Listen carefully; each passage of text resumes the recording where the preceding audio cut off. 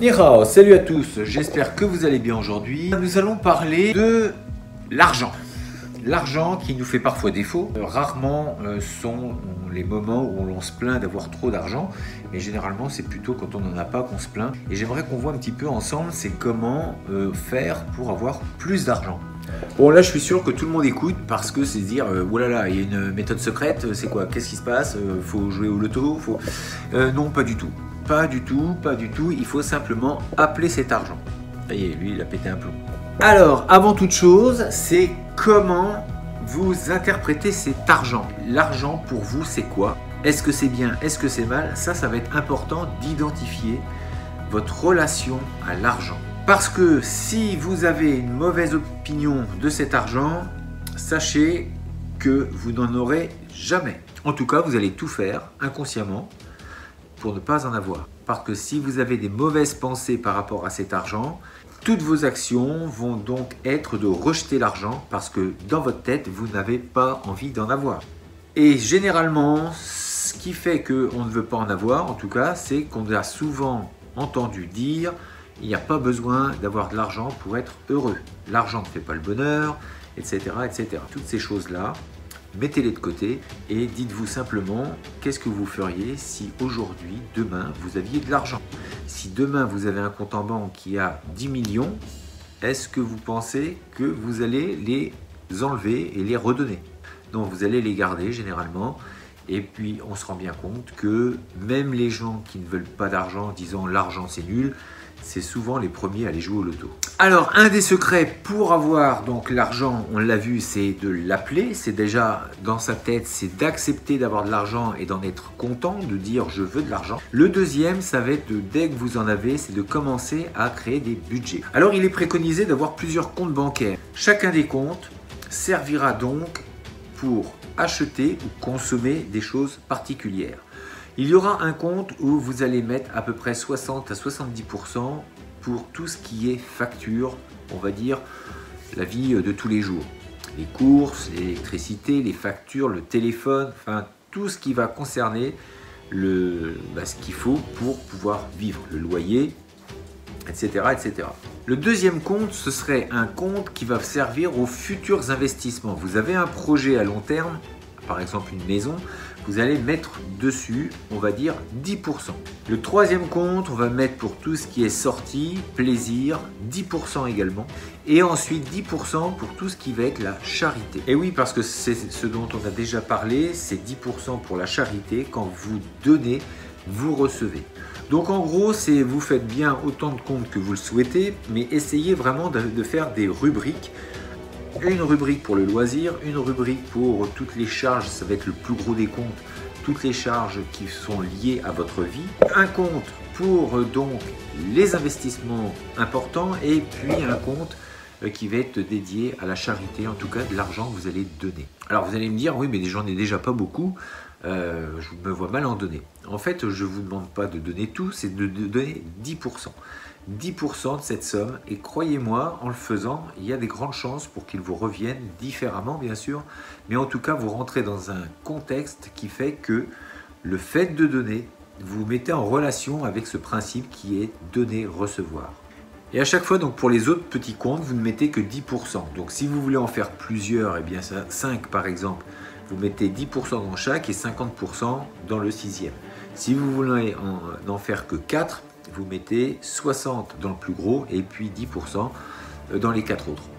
Moi, ce que j'aime bien personnellement, donc, c'est mettre vraiment une partie donc, dans les plaisirs, les loisirs. Vous mettez 10% là-dedans, 10% dans l'investissement, 10% dans l'apprentissage, parce qu'on en a déjà parlé. Vouloir apprendre, c'est se permettre d'accéder à des échelons plus hauts, ou en tout cas vous donner du plus dans votre vie. Donc ces 10% là ne sont pas perdus, c'est de l'achat de livres, l'achat de formation, et d'avoir donc 10% tous les mois accès ou dédié à cette formation, eh bien imaginez au bout d'un an, vous avez donc acquis de nouvelles compétences et vous pouvez donc améliorer aussi votre vie. Et en fait, en ayant de nouvelles compétences, eh bien forcément vous avez de nouveaux postes possibles, donc vous allez améliorer aussi votre quotidien avec des nouveaux salaires. Un autre 10% donc dans la création d'entreprise, c'est-à-dire que vous allez ou création d'entreprise ou création de projet. Vous allez donc investir sur des choses que vous allez faire. Donc là-dedans, il y a de grandes chances pour qu'au début vous connaissiez l'échec ou ça ne marche pas. Mais en tout cas, c'est d'avoir un petit business à côté, donc pas forcément grand-chose, 10% de ce que vous gagnez. Et là-dedans, vous allez investir, ça peut être des t-shirts, ça peut être je ne sais quoi, en tout cas d'essayer de vendre ça sur Internet, de vous créer un petit business.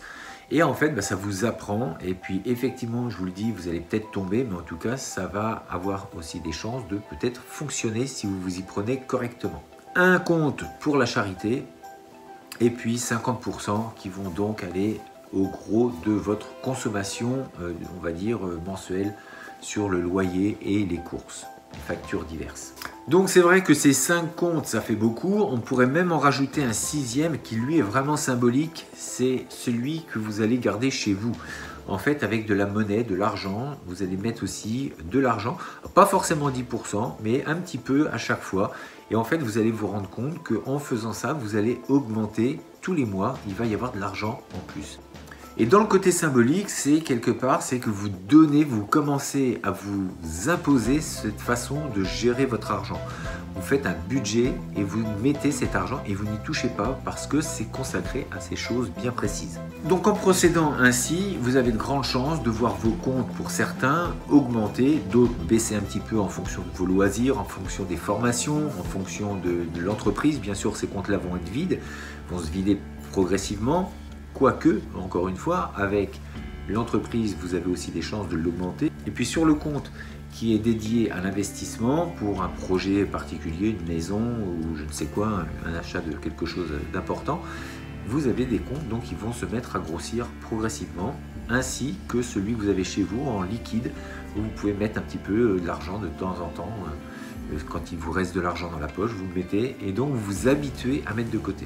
Voyez-vous, il y a quelque chose d'assez incroyable aujourd'hui encore. Pourtant, nous sommes en 2019 et au 21e siècle. Et encore aujourd'hui, dans les écoles, nous n'apprenons que très rarement aux gens comment fonctionne l'argent, comment c'est créé et à quoi ça sert exactement et ce qu'on peut en faire. Et quelle est la façon donc de faire fructifier cet argent. Ça, là-dessus, il y a très peu de cours, il y a très peu de personnes qui vont nous éduquer à l'argent. Donc bien sûr, cette vidéo ne s'adresse uniquement qu'aux gens qui veulent économiser et qui veulent s'enrichir. Pour les gens qui préfèrent dépenser, encore une fois, il n'y a pas de bien ni de mal, c'est simplement différent.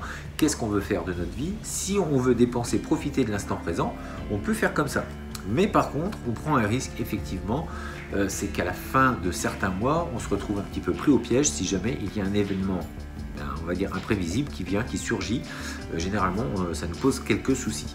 Une autre règle très importante si vous voulez vous enrichir, et ça au début ça m'était difficile de le comprendre, mais en fait à chaque fois on nous dit si vous avez donc des dettes, payez-vous en premier. C'est-à-dire que, comme je viens de le dire, vous avez des comptes sur lesquels il faut mettre 10%. Imaginez que vous avez une facture à payer, ou vous avez des choses, des créanciers, vous avez donc des choses à payer. Eh bien, avant toute chose, mettez d'abord votre argent pour vous. Vous avez reçu un salaire, payez-vous d'abord et faites en sorte que cet argent reste dans des comptes qui sont bloqués pour vous. Les choses que vous devez payer, vous les paierez ensuite. Donc, dans un deuxième temps, mettez d'abord de l'argent de côté pour vous et de l'instant d'après, payez ce que vous devez payer. En fait, la chose est simple, c'est que je ne dis pas qu'il ne faut pas payer l'argent que vous devez. Vous devez payer bien évidemment, mais d'abord pensez à vous, mettez d'abord de l'argent de côté. Avec les gens à qui on doit de l'argent, on peut toujours s'arranger, dire qu'on a du retard, on va payer un petit peu plus tard, ou on voit le mois prochain. On essaie vraiment de se tenir au fait de mettre de côté et de éviter vraiment, c'est de mettre l'argent qui part comme ça par les fenêtres entre guillemets. Alors encore une fois, je dis bien, il faut payer ce que vous devez. C'est juste l'ordre qui est à changer. C'est assez simple de mettre tout ça en pratique. C'est beaucoup plus compliqué de le faire dans le temps et de s'y tenir tous les mois. Parce que dans les faits, c'est assez simple. Mettre de l'argent de côté sur plusieurs comptes différents et avec chaque compte avec une tâche bien précise. Mais n'empêche que, en faisant comme ça, vous avez les idées beaucoup plus claires sur votre argent, à quoi il est destiné. Et du coup, le fait que ce soit clair, eh bien, on avance vraiment plus sereinement dans notre vie. Si on n'a qu'un seul compte, on ne sait plus trop où on en est. On veut mettre de côté, mais on paye. Et puis en fait, à la fin du mois, il n'en reste plus parce qu'on a mis les dépenses pour les loisirs et les dépenses de tous les jours, et puis peut-être un petit plaisir par-ci, et puis un investissement, enfin bref.